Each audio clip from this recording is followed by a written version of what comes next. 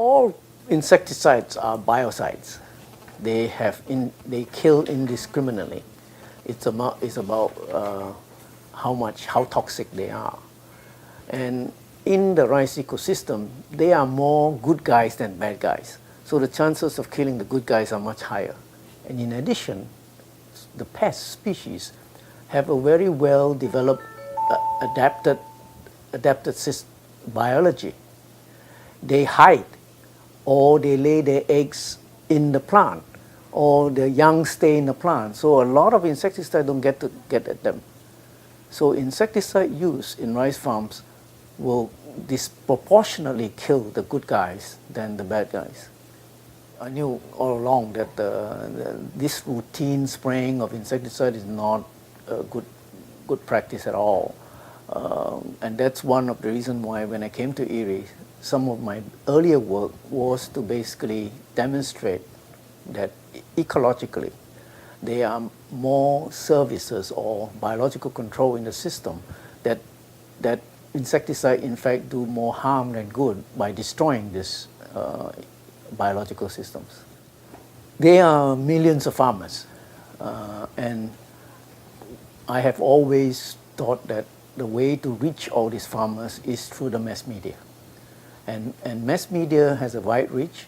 They may not be very penetrating, but at least they bring about a very strong awareness and recalculate or reculture their thinking. It is not extremely difficult to persuade them to not to use insecticides.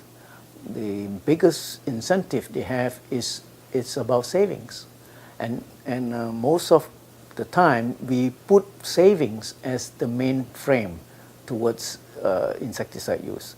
Rather than killing bugs, we are emphasizing on how much money you will save. And more importantly, what we often do is ask the farmers to relate to us. What did you get with the savings? What did you do with the savings?